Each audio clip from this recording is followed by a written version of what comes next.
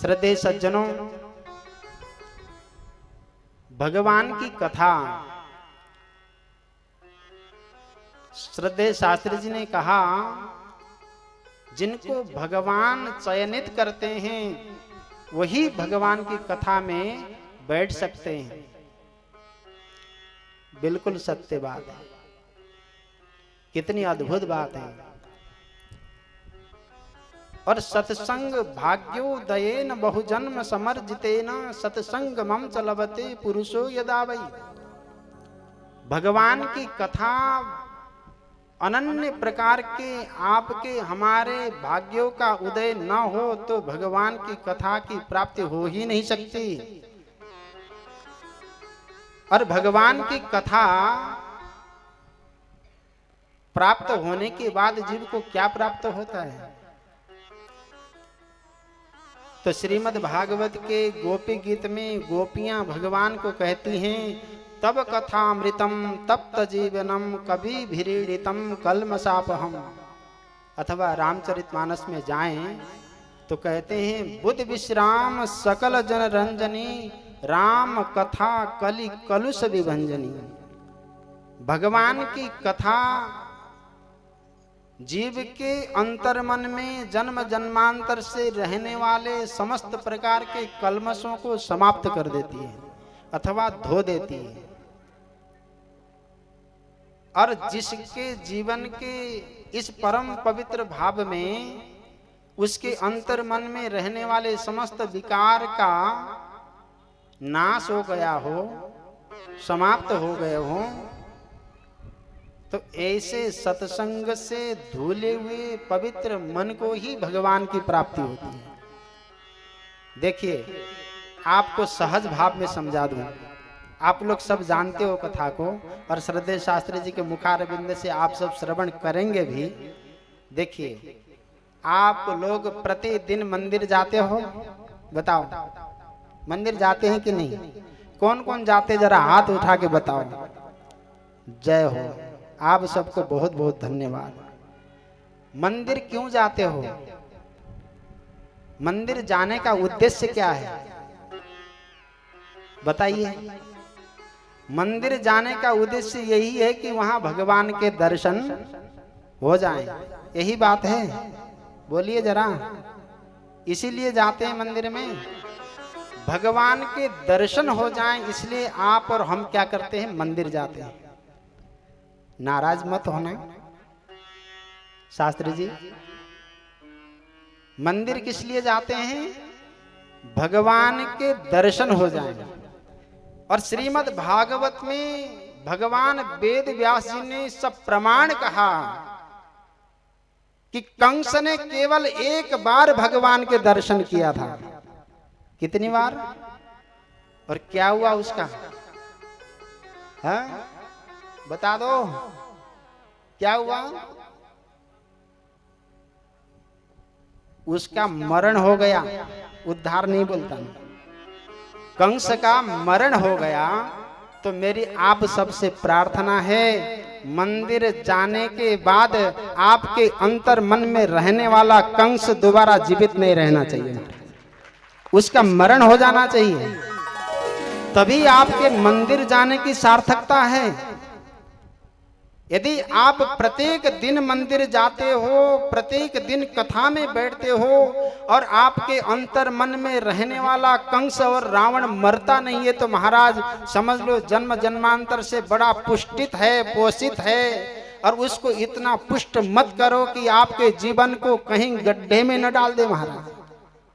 इसलिए भगवान की कथा आज अक्षय तृतीया के दिन में ऐसा दृढ़ बंधन बना लीजिए कि धारिया खेड़ी वाले महाराज श्री के मुखार बिंद से निश्रित भगवान की ज्ञान गंगा में आप ऐसे ही स्नान करो कि आपके मन में रहने वाला वो कंस का आज ही वध हो जाए। उस कंस के वध होने के बाद आपका मन निर्मल हो जाए और इस निर्मल मन के साथ साथ आपका जीवन इतना पवित्र हो जाए कि भगवान तो कहते हैं कथा 1000 बार सुनो, मंदिर 1000 बार जाओ, परंतु निर्मल मन जन सो मोहि पावा, मोए कपट छल छिद्र न भावा। अब आप लोग विचार करना, मेरे ऊपर नाराज मत होना। अक्षय तृतीया के दिन कहीं आप लोग नाराज हो गए तो मेरे ऊपर अक्षय नाराजगी हो जाएगी आपकी। और अक्षय तो मोक्ष सूचक शब्द है, अक्षय सुख की प्राप्ति करनी है तो आपके जीवन से अविद्या, अस्मिता, राग, द्वेष, अभिनिवेश, ये पंच क्लेश का अक्षय मोक्ष होना चाहिए। जब तक जीव के जीवन से इन पंच क्लेशों का अक्षय मोक्ष नहीं होता तब तक उस जीव के जीवन में शांति की प्राप्ति आ नहीं सकती महाराज। अब छोटी सी बात रखते अपनी वाणी को विराम करूंगा। देखो, भगवान की कथा में, भगवान के मंदिर में जाने का तात्पर्य क्या है, किस प्रकार से आप अपने अंतर मन के राग द्वेष को मिटा सकते हो। भगवान ही उसके सूत्रधार हैं। आप ध्यान दीजिए, अयोध्या का राज्य प्राप्त हो रहा हो और अगले दिन प्रातः काल वन गमन हो रहा हो, 10 पुर के किसी जीव के जीवन में ऐसी घटना आ जाए महाराज तो महाभारत का युद्ध आज ही प्रारंभ हो जाए। परंतु भगवान रामचंद्र जी ने अपने जीवन की व्यथा केवल 3 व्यक्तियों के समक्ष ही प्रकट किया। वो ऐसे जीव, ऐसे परम पवित्र पुण्यात्मा थे। एक भरद्वाज ऋषि, एक वाल्मीकि ऋषि, एक अगस्त्य ऋषि महाराज। अरण्य कांड में भगवान ने 3 महामनीषियों को अपने अंतर मन की व्यथा को श्रवण कराया, सुनाया। रे रे चातक सावधान मनसा मित्रक्षणम श्रूयताम, अम्बोदा बहवो बसंति गगने सर्वेपि नैतादृशा, केचिद वृष्टि भयात् रयान्ति वसुधाम, गर्जन्ति केचिद वृथा, यम यम पश्यसि तस्य तस्य मुखतो मां ब्रूहि दीनम वचः। भर्तृजी हरि जी कहते हैं सबके सामने अपने अंतर मन की वेदना को प्रकट नहीं करना चाहिए। जिस प्रकार से आकाश में अनेक प्रकार के बादल रहते हैं, वो उस पपीहे की वेदना को सुनते हैं तो उपहास पूर्वक गर्जना करते हैं। किसी किसी बादल को उसकी वेदना में दया आती है तो बरस जाते हैं। इसी प्रकार भगवान रामचंद्र जी ने 3 व्यक्तियों को अपनी वनगमन की व्यथा सुनाई। और किस प्रकार से सुनाई, अगर उस भाव को आप अपने जीवन में जीवंत कर लो महाराज तो आज ही से आपके जीवन का कंस मर जाएगा। वाल्मीकि जी के आश्रम में गए, आश्रम की पवित्रता कैसी है ये विषय में ध्यान रखा। देखो, एक बात ध्यान रखना, आपका तन और मन पवित्र होना चाहिए। तन और मन पवित्र हो तो ये सौंदर्य का राजद्वार होता है पवित्र महाराज। जिसका तन पवित्र है, जिसका मन पवित्र है, वही सौंदर्य का खजाना है। यहाँ रूप का कोई वर्णन नहीं होता। जिसका तन और मन दोनों पवित्र है वही भगवान की परम पवित्र झांकी को दर्शन कर सकता है। वाल्मीकि जी के पास जाकर भगवान ने प्रणाम किया। प्रणाम करने के बाद देखो, आशीर्वाद विप्रवर दिन्हा, वाल्मीकि जी ने भगवान रामचंद्र जी को आशीर्वाद दिया। भगवान को आशीर्वाद देने वाले, परम पवित्र भाव में रहने वाले महामनीषी का क्या दिव्य भाव रहा होगा। वाल्मीकि जी ने पूछा, राम जी आप इस वन में क्या कर रहे हैं, क्यों आए वन में? तो भगवान ने कहा, तात वचन हित मातु भरत राज असराव। अरे प्रभु, मैं तो अपने पिता की आज्ञा का पालन करते हुए और मेरी माता कैकेयी के हित के वचन को अनुशीलन करते हुए अयोध्या के परम पवित्र राजद्वार में योग्य राजा का राज्याभिषिक्त होते हुए दिव्य भाव का अनुशीलन अनुसरण करते हुए वन को आया। तो वाल्मीकि जी ने कहा, वो तो बात ठीक है, पिताजी की आज्ञा पालन कर ले, कैकेयी के हित के वचन को श्रवण कर लिया, और आपने भरत जैसे योग्य राजा को अयोध्या में अभिषिक्त होने के लिए छोड़ दिया, लेकिन वाल्मीकि जी कहते राम जी आपको क्या मिला? श्रद्धेय सज्जनों, यहाँ पर आप लोग अपने मन की सकारात्मक सोच को ध्यान देना। कहीं राम बनने के लिए तो राम की पूजन नहीं की जाती। देखिए अक्षय तृतीया है, यहाँ सबसे बड़े राम के परम पवित्र अवतरण दिवस में भगवान रामचंद्र जी ने जिनके अंतर मन के अभिमान को जनकपुर में तहस नहस कर दिया हो, ऐसे परम पवित्र भाव में कहूँ कि राम के आगे वो परशु क्यों गिरा, देखना आप भी जरा ध्यान देना।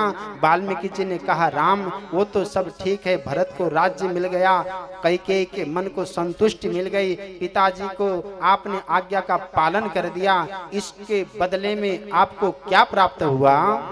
तो भगवान कहते हैं प्रभु पिताजी की आज्ञा का पालन करने के कारण, माता कैकेयी के हित वचन श्रवण करने के कारण और मेरे भाई भरत को राज्याभिषेक मिलने के कारण इन तीनों का पुण्य तो मुझे मिला।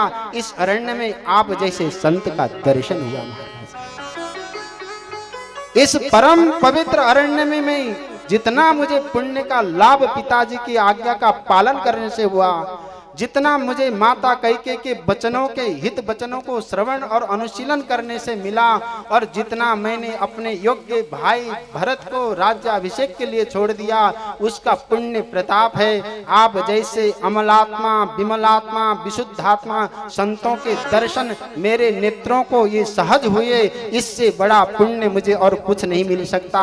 अब आप विचार करना, अक्षय तृतीया के परम पवित्र भाव में राम जैसे चित्त में भाव आए और आपके जीवन में श्रद्धेय शास्त्री जी के मुखार बिंद से निकलने वाले शब्द पुंज की शब्द वैखरी में निर्झरित उस ज्ञान गंगा के माध्यम से बुद्ध विश्राम सकल जन रंजनी, राम कथा कलि कलुष विभंजनी, कृष्ण कथा कलि कलुष विभंजनी, ऐसा भाव आपके जीवन में आए।